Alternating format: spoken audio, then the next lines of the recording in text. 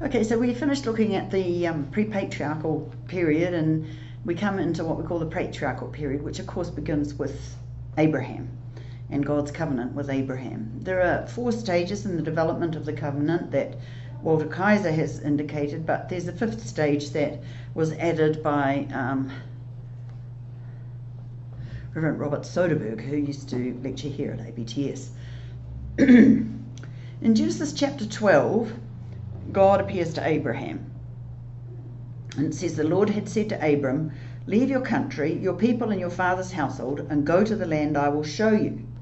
I will make you into a great nation, and I will bless you. I will make your name great, and you will be a blessing.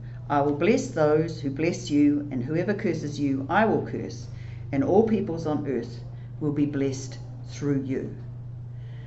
This is a beginning of a new life for Abraham. There are 2 aspects to it. There's the call to go to the place that God will show him, and then there's the promise that God will make him great and make his name great, and that he will be a blessing to others.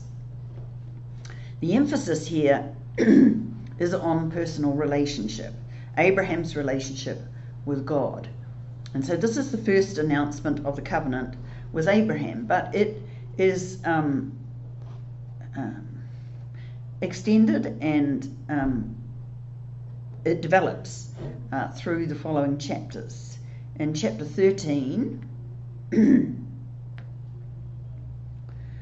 verses 14 to 17, it says, the Lord said to Abram, after Lot had departed from him, lift up your eyes from where you are and look north and south, east and west.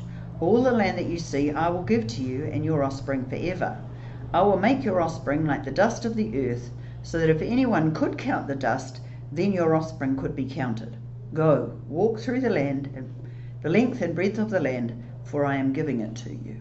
So in this pronouncement from God, the emphasis is on the land. It's granted to Abraham forever, to Abraham and his descendants. Then we have a very interesting development in chapter 15, where God appears to Abraham again.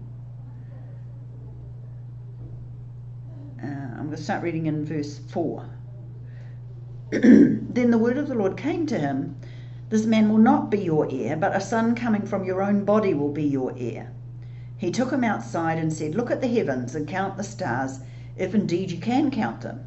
Then he said to him, so shall your offspring be. Abraham believed the Lord, and he credited it to him as righteousness. He also said to him, I am the Lord who brought you out of Ur of the Chaldeans to give you this land to take possession of it. But Abram said, O sovereign Lord, how can I know that I will gain possession of it? So the Lord said to him, bring me a heifer, a goat, and a ram, each 3 years old, along with a dove and a young pigeon. Abram brought all these to him, cut them in 2, and arranged the halves opposite each other. The birds, however, he did not cut in half. Then birds of prey came down on the carcasses, but Abram drove them away. As the sun was setting, Abram fell into a deep sleep, and a thick and dreadful darkness came over him. Then the Lord said to him, know for certain that your descendants will be strangers in a country not their own, and they will be enslaved and mistreated 400 years. But I will punish the nation they serve as slaves, and afterward they will come out with great possessions. You, however, will go to your fathers in peace and be buried at a good old age. In the 4th generation your descendants will come back here, for the sin of the Amorites has not yet reached its full measure. When the sun had set and darkness had fallen, a smoking firepot with a blazing torch appeared and passed between the pieces. On that day the Lord made a covenant with Abram and said, to your descendants I give this land from the river of Egypt to the great river Euphrates. This is a confirmation of the covenant, and this little ceremony is actually a covenant-making ceremony which was common in the ancient Near East. The idea was that the animals would be cut in 2, and they would be put on either sides of a small ravine or valley, and so that the blood poured down into the middle, and 2 people making the covenant together would walk between the pieces of the animals, and basically they would be saying, may I be like these animals if I break this covenant. In other words, they were committing themselves to personal destruction death, if you like, if they broke the covenant. Now notice Abraham, excuse me, Abraham does not walk between the pieces. The smoking firepot and the blazing torch walk between the pieces. So this is God prefiguring the crucifixion, basically. This is God committing himself to self-dismemberment if the covenant is broken. And this is God making that commitment, knowing that mankind will break the covenant. God will not. He is faithful and he will not break the covenant. But God commits himself to be responsible for keeping the covenant in the face of man's inability to do that. And so this is a picture that prefigures the crucifixion.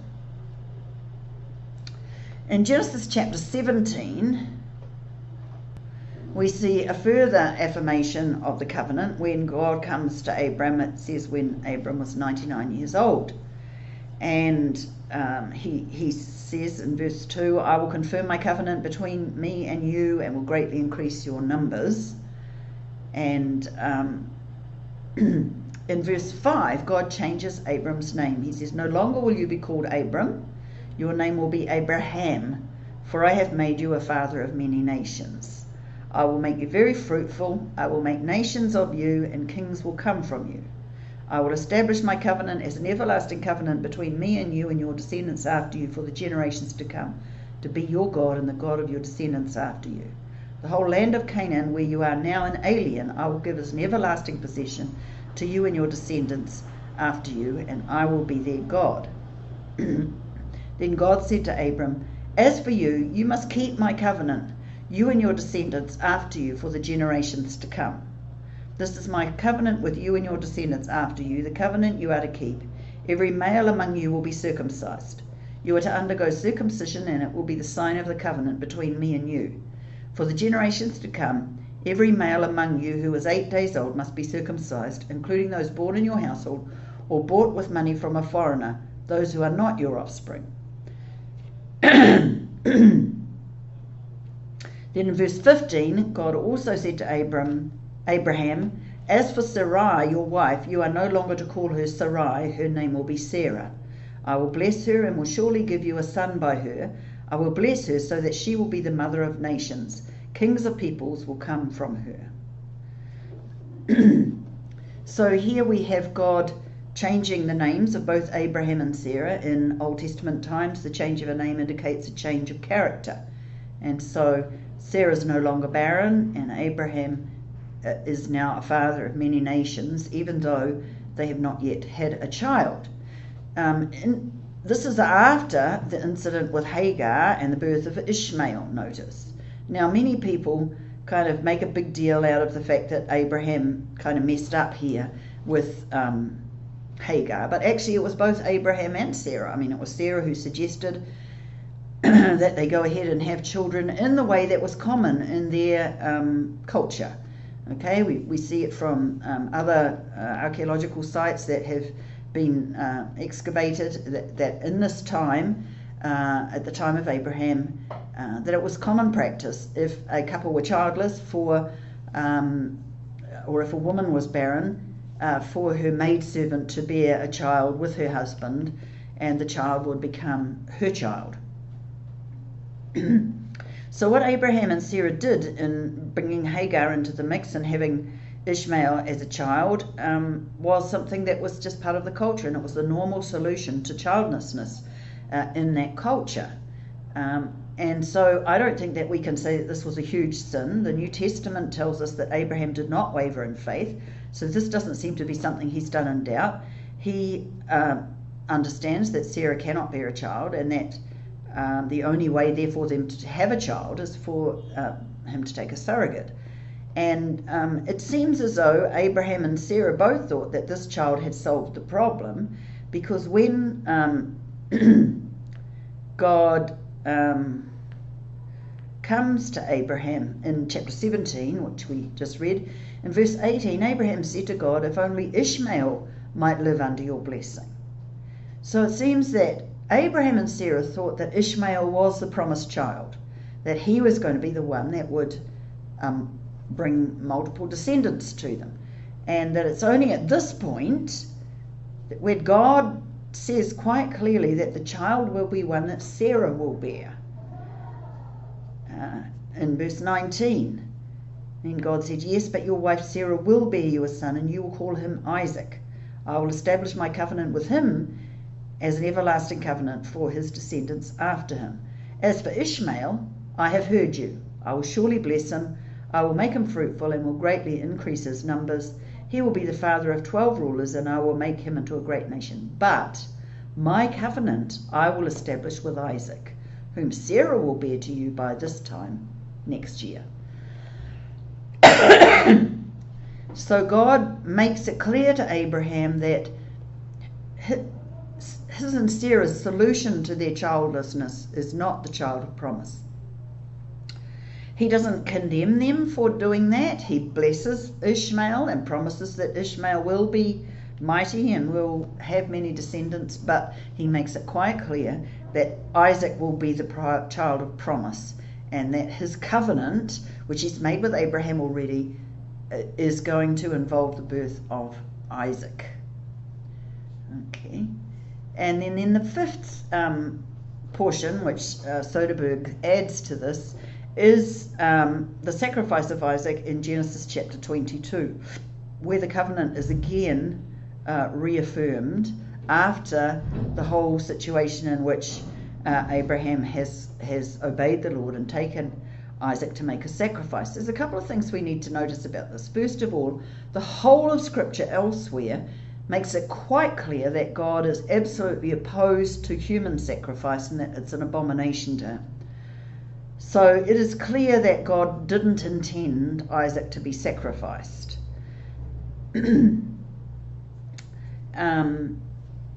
But it's also clear that Isaac is old enough to resist his father. I mean, he's old enough to carry the wood for the sacrifice. He's old enough to ask the question, where's the lamb?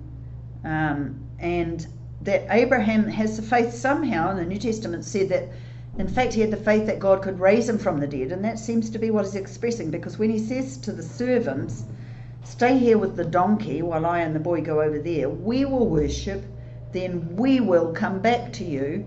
He's stating that he intends to bring Isaac back with him. He doesn't know how that's going to happen, but he is expressing faith that somehow, even if he kills Isaac, that God can bring him back to life. Isaac is the child of promise. For him to sacrifice Isaac means he's sacrificing the promise. But of course he doesn't have to sacrifice Isaac. God prevents it. It's interesting that Isaac doesn't resist his father. He allows him to bind him and put him on the altar. He's old enough and big enough probably to resist, but he doesn't. So this is not only about Abraham's submission to God, but it's also about Isaac's submission both to his father and to God. In God's promise to Abraham in this particular, after he's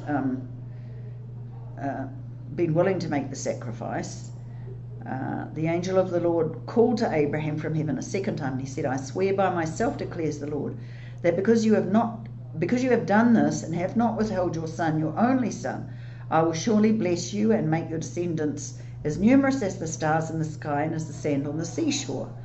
Your descendants will take possessions of the cities of their enemies, and through your offspring all nations on earth will be blessed because you have obeyed me.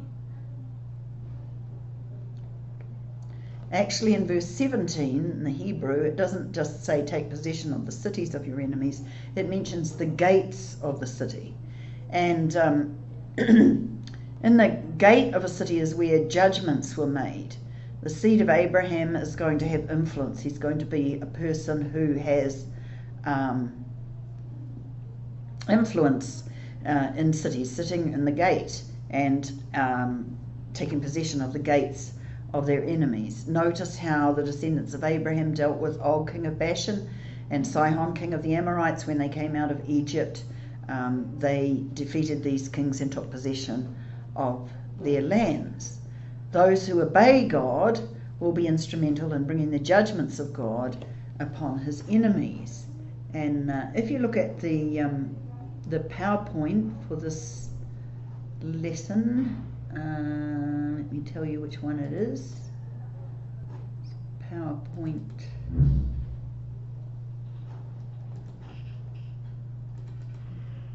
Three. The second slide of the PowerPoint is actually a picture of the gate from the Tell of Beersheba. It's been excavated. This is probably not from Abraham's time, it's probably later, but it gives you a good picture of what we mean when we talk about people sitting in the gate. This is an area where there was benches that the elders and the judges and people of influence in the city could sit around, and cases were brought there, and they would make a decision about the situation in the gate of the city. And so this is one such gate, a judgment room on the side of the gate in Beersheba. The second slide in PowerPoint 3. PowerPoint 3. So the characteristics of the God-man relationship in the Abraham Covenant, first of all, is a call to a specific place. Hebrews 11:8 refers to the still future rest to which Abraham was called and to which we are also called. But in verse 3, God speaks to Abraham and talks about how, verse 3 of Genesis 12 we're talking about now, all peoples on earth will be blessed. The verb is a nifal, but it cannot be reflexive in its meaning here. It must be passive in this verse. God is the only one who can bless, and God has determined that through the seed of Abraham, all nations on the earth will be blessed. This is another messianic promise. This tells us that it's actually God's plan that through Jesus, all the nations of the earth will be blessed. Okay. The second thing is that this covenant involves a call to faith. In Genesis chapter 15, verse 16, it says, "In the fourth generation your descendants will come back here, for the sin of the Amorites has not yet reached its full measure." Okay, God tells Abraham what is going to happen, that his descendants will go down to Egypt. They'll be there for 400 years or so, and then they will return to the land. So it's a call to faith, to trust and believe that the land will be possessed by Abraham's descendants. Okay, and the basis for this promise also comes from Genesis chapter 14, and verse 23. And starting in verse 22, "But Abram said to the king of Sodom, I have raised my hand to the Lord God Most High, creator of heaven and earth, and have taken an oath that I will accept nothing belonging to you, not even a thread or the thong of a sandal, so that you will never be able to say, I made Abram rich. I will accept nothing but what my men have eaten, and the share that belongs to the men who went with me, to Aner, Eshcol, and Mamre. Let them have their share." So Abraham refuses to take the plunder from the battle against the 5 kings that he had to fight there to get Lot back. But then on the basis of Abraham's refusal to take credit for his possession of the land from any man, God grants him possession of the land. Okay. That's a miraculous deliverance that is brought about by Abram and his 318 men, conquering the 5 kings and their armies, and so Abraham gives total credit to God. Abraham's complaint, however, at this point at the beginning of chapter 5 is that he still doesn't have a child. He mentions that Eliezer of Damascus is there. This is another common thing that we see in the culture, that for a couple who were childless, who had great possessions, they would elect one of their servants who they trusted most to be their heir and to inherit the property. And so that's what Abraham is talking about here, that he doesn't have a child of his own, and one of his servants whom he trusts is going to be heir to his property.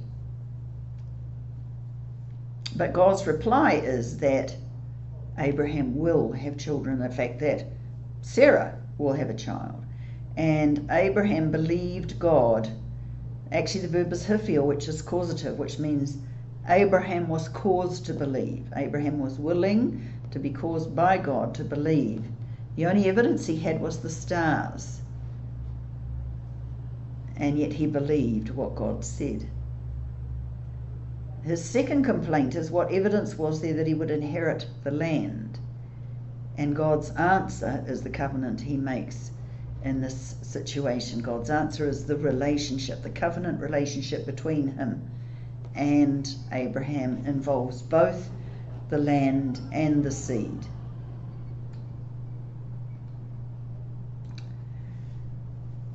The third characteristic we see is confirmation of the promise of the land, the confirmation with the sacrifice. So in chapter 15, where we see this covenant making ceremony, the sacrifice of the animals, that's a confirmation of God's promise to Abraham. Chapter 17, the characteristic there, the fourth characteristic is the change of character. Okay, both name changes indicate that the parents will be parents of many nations. So both for Abraham and for Sarah, this name change is a confirmation of God's promise and a change of character for both of them. It means that Sarah will no longer be childless, and that means Abraham will no longer be childless, and they will be their descendants will be many. The sign of the covenant, the fifth characteristic of the covenant, is the sign. The sign obviously is circumcision. The whole household receives the sign of covenant relationship, but the covenant will be fulfilled through Isaac alone. Circumcision is evidence of the God-man relationship. The physical sign of circumcision was supposed to be a sign of a heart that is dedicated to God. Jeremiah 4:4 speaks about the circumcision of the heart. The idea that the outward sign is a picture of the inward attitude that means that the heart is devoted to God. The sixth characteristic is that it's monergistic. God is the one who makes the covenant. God is the one who walks between the pieces in chapter 15. Abraham is not involved in that. God is the one who comes and initiates the covenant. He speaks to Abraham right at the beginning and says to leave Ur of the Chaldeans and go to the land of Israel. And God continually reappears to Abraham, confirming his covenant and extending his promise to Abraham. The seventh thing, is that it's particular. It's a promise to Abraham and to his seed. Okay. Notice the promise to Noah was to all mankind, but the promise of blessing was focused on Shem, which, remember, means the name. Now, a change of name for Abraham and for Sarah is significant in the ongoing promise of God's fulfilling his covenant to Abraham. The older covenants are not obsolete. The Edenic covenant is the one with all mankind. The Noaka Covenant reaffirms God's continuing desire to have covenant with all mankind. The Abrahamic Covenant is built on the Noachic Covenant, but it is more particular. It's not universal. It narrows the focus of the covenant to Abraham's descendants. And so it becomes a particular covenant rather than a universal one. The content of the promise, first of all, is seed. Okay. This Abraham's seed will be as numerous as the dust of the earth and the stars in the sky. In other words, it's going to be numberless. The seed does not stop at or is not limited by the physical seed of Abraham. It's only in the New Testament we learn in Paul's writings that it's to include those who have faith like Abraham. But even in the Old Testament period, it does include those who have faith like Abraham, because it includes Rahab, who amongst all of the Canaanites had faith that the Israelite God was stronger than their gods and was therefore included in the covenant people. It includes Ruth, who as a Moabitess was excluded from the covenant, but because she had faith in Yahweh and she came and fulfilled covenant responsibilities to her mother-in-law in Israel, she is included in the covenant people. So we see that picture in the Old Testament, even though it's only clearly pronounced by Paul in the New Testament. God reveals through these acts that the seed of Abraham is not limited to the physical seed of Abraham, but that those who express the faith that Abraham expressed will be included in the covenant. The promise also includes the land. The land will be inherited by the seed. It implies a necessary relationship. You only inherit if you're related to the person who dies. Okay? So it always presumes relationship. The seed inherits the land because the seed is related to Abraham, and Abraham is a friend of God. Okay, the blessings that are enumerated are in chapter 12 and in chapter 17. A great name, kings will be descended from Abraham. It also points to the Davidic line, of course, but also ultimately to Christ. Although the promise is particular to Abraham and his seed, there's an extension, a universal extension to all nations. This is the beginning of missions, really. But I mean, it's clear that God's intention is not just to bless Abraham. It's not just for Abraham's sake, nor to just bless Abraham's descendants. The whole idea is that all nations of the earth will be blessed through Abraham and through his seed. Okay, and so that extends this particular covenant to have a universal effect in blessing all the nations. And then the fifth thing is the cursing. The blessing will become a curse to those who do not obey. Those who curse Abraham will be cursed. Those who reject Abraham and do not respect his relationship to God, they will be cursed. And then the covenant is eternal. The covenant was with Abraham and his descendants forever. Okay, so that means it hasn't come to an end. This Abrahamic covenant is the covenant on which our new covenant is built. Okay, it has not been made obsolete.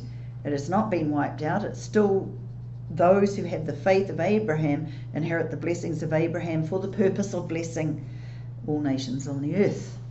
The covenant is renewed to Isaac and to Jacob, but the blessing continues through to Jacob's sons, obviously. And although the covenant is the result of God's activity, it calls for response from Isaac and Jacob. The covenant is not automatically continued through the seed. It calls for a response from each participant. So Isaac, in his response and his submission to Abraham's willingness to sacrifice him, is participating in the blessings of the covenant, and the covenant is renewed to him. And then Jacob, of course, when he's running away from his parents, from Esau, he is confronted by God at Bethel, and the covenant is renewed with him. So if we compare the Abrahamic and Noachic covenants, the Abrahamic covenant is particular. It's to Abraham's seed, so in a way it's limited, except that there's a universal extension of it through the blessing that comes to Abraham being a blessing to all nations. The Noachic covenant is universal. It's to all mankind. Both covenants are unconditional, although there was individual responsibility to exhibit faith. To be a true participant in the covenant, it was necessary to believe that what God said he would do would happen. Even if Isaac and Jacob did not believe, God would still have found a way to continue the covenant, because the promise to Abraham was forever, and Abraham believed. So on the basis of Abraham's faith, the covenant is eternal. Both covenants are monergistic, that is, God makes them, and that's why they're unconditional, because God can always fulfill a covenant. It doesn't matter what human beings do, that God has made a covenant that he will not break. So neither depend on man to accomplish them. The only thing required of man is faith in order to participate in these covenants. The Abrahamic covenant requires ceremonial obedience, and the sign for that covenant is circumcision. The Noachic covenant Noah makes a sacrifice when he comes out of the ark. He makes a sacrifice, and that seems to have been a ceremonial obedience, although it was voluntary. Okay, and the sign for the Noaka Covenant, of course, is the rainbow. Abraham was commanded to make the sacrifices and for the sign to be fulfilled in all future generations, the sign of circumcision. A moral obedience was actually required. It's not spelled out in these in so many ways, but both Noah and Abraham walked with God. They knew God. They were in relationship with him. Okay, and they walked in a way that pleased God. So that we see that the older covenant is not done away with because of the new one. The Edenic covenant never comes to an end, but it's expanded and continues on in the Noachic covenant, and the Noachic covenant doesn't come to an end. It's particularized and expanded in the Abrahamic covenant. So let's just kind of finish off here with how God is revealed in the Patriarchal Period. The knowledge of God in the Patriarchal Period is increased in 4 ways. In a theophany, in the form of a man.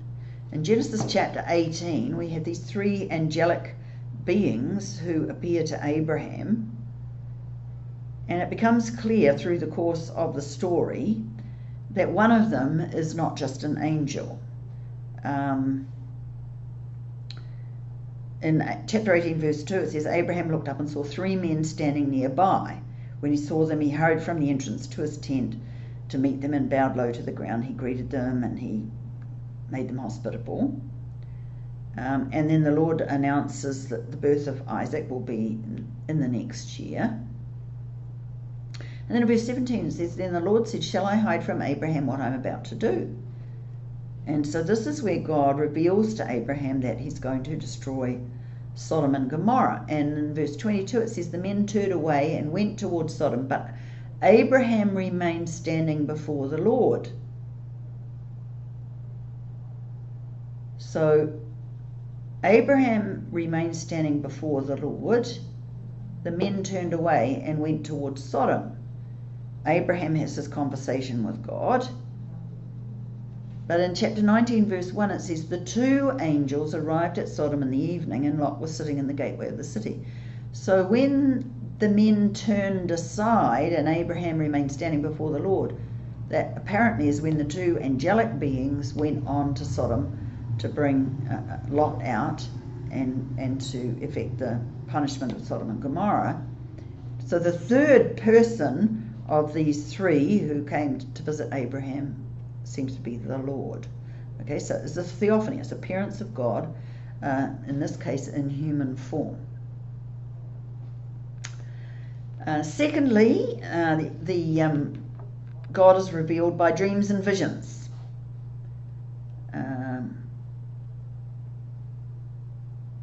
Abraham seems to have had a dream when he brought these carcasses, placed them before the Lord. He fell into a deep sleep, and that's when the smoking fire pot and the flaming torch appeared. So this seems to be a vision that Abraham had concerning the sacrifice and the confirmation of the covenant.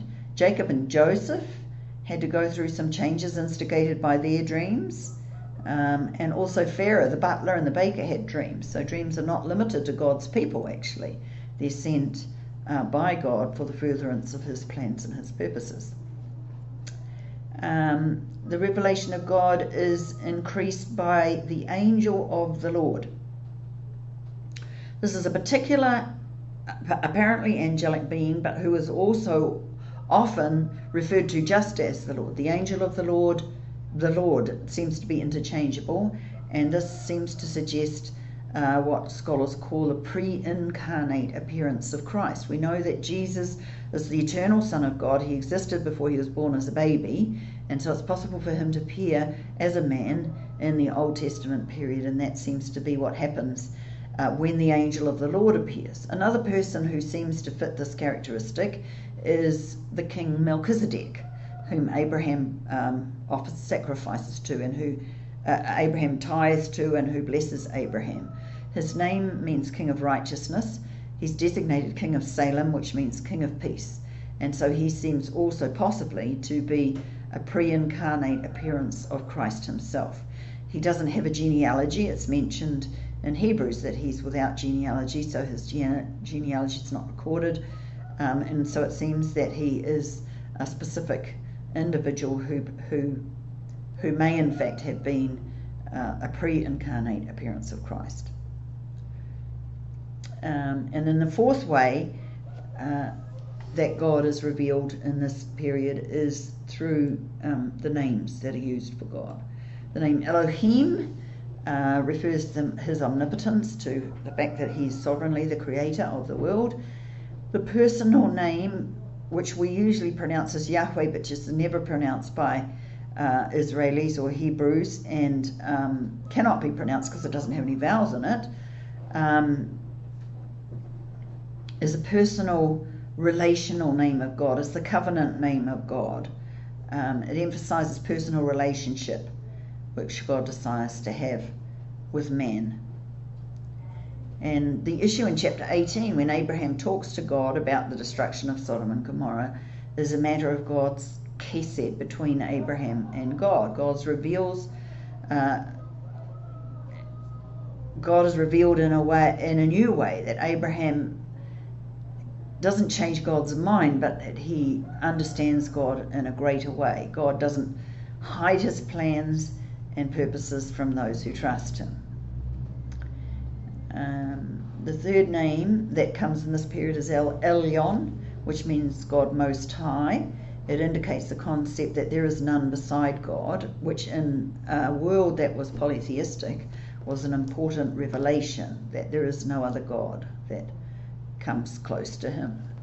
Okay, and then El Shaddai, which is usually translated God Almighty, but the word Shaddai is based on the word for the female breast, and it seems to refer to the God who nurtures. That God is mighty, but he changes men so that men can become the people that God wants to use to fulfill his purpose. He provides power. The change in Jacob began as a result of his confrontation with El Shaddai, and that's also the basis for Jacob's blessing of Joseph's sons. So the covenant is renewed with Jacob after his wrestling match with God, in which his character is changed. Is from that moment on that he limps. He's no longer the deceiver and the manipulator that he was in the early years of his life. So we see a kind of progression through Genesis in God's relationship with Jacob. In Genesis 32, the name change. God changes his name. He meets God face to face at Peniel, and God changes his name. In Genesis 33, Jacob meets Esau, and there's still evidence of Jacob's manipulative personality, because he sends all his wives and children and flocks and herds and groups before him to kind of butter up Esau and to make him feel better. In Genesis chapter 34, Jacob's sons behave like their father, the deceiver. They require the whole of Shechem to be circumcised, and then instead of letting the son of Shechem marry his their sister, they kill them all. Okay, but in Genesis chapter 35, El Shaddai reaffirms his covenant with Jacob, and the reminder is that Jacob is now a new person.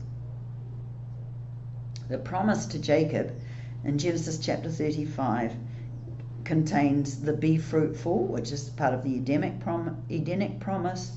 Kings will come from you, part of the Abrahamic promise. Land and seed, from the Abrahamic promise in Genesis chapter 12.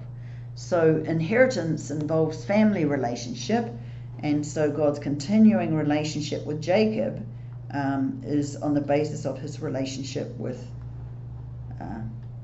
Isaac, his father, and Abraham's grandfather.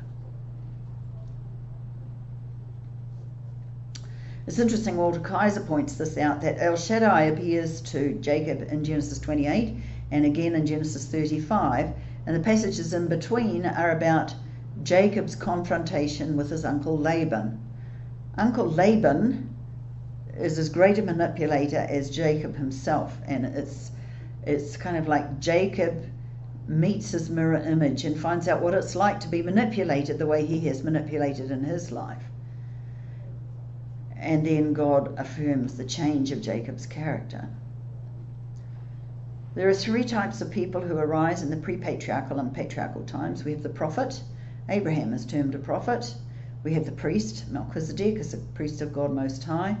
And then we have a wise man. Lot is seen sitting at the gate of the city in Genesis chapter 19 verse 1, which makes him one of those who make decisions about people's lives in the gate of the city, and also fulfills that promise,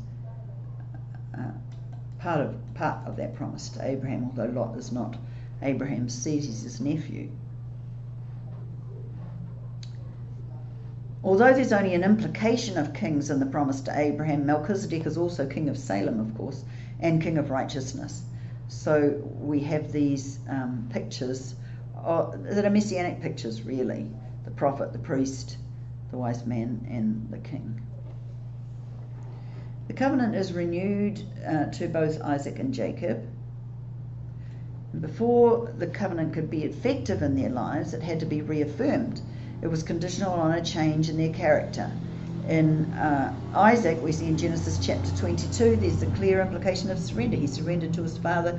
He surrendered to what God had asked of Abraham, and he shows his submission there. Revelation of God's provision carries through in his relationship with others. God reveals himself to Jacob, obviously, in the passages from Genesis 32 to 35. And so the covenant is renewed to these descendants of Abraham. It was necessary for them to have a personal experience with Yahweh. The blessing was not handed down from father to son. It was handed down by intimate encounter with God. Abraham has intimate encounter, Isaac has intimate encounter, Jacob has intimate encounter with God. Judah eventually inherits the promise, and the basis of his inheriting the promise is his change of heart. There's a change of character. People often have wondered why in the middle of the Joseph story this whole picture of Judah with Tamar is recorded, but it seems to be that this is the beginning of Judah's change of character, that he takes personal responsibility for Tamar's pregnancy. He realizes she's been more righteous than him in fulfilling the continuance of the family line, and so there seems to be a beginning of his change of character. But when the brothers meet Joseph in Egypt, before they know it's Joseph, Judah takes personal responsibility for Benjamin's life, and is concerned about his father's well-being, which is something that was not evident earlier when Joseph was sold into Egypt. And so there's been a change of character in Judah particularly, which means that he becomes the next person to inherit at least the promise of the kingship, that the kings will rise out of the line of Judah. So summing up in all of Genesis, the first 11 chapters, remember we talked about human choice. The latter part from 12 to 50 speaks about God's choice of Abraham, God's choice of Isaac over Esau, God's choice of Isaac over Ishmael, God's choice of Jacob over Esau, God's choice of Judah for the continuation of the kingship, and God's choice of Joseph for the inheritance of the firstborn, the double portion, with the tribes of Ephraim and Manasseh entering into the lists of the tribes of Israel. So all of Genesis puts emphasis on choice, man's choice and God's choice, and what a difference it makes how we choose. If we choose what God offers us, then we choose life and blessing. If we refuse and determine to go our own way, we inherit death and cursing. The emphasis is on what will you choose.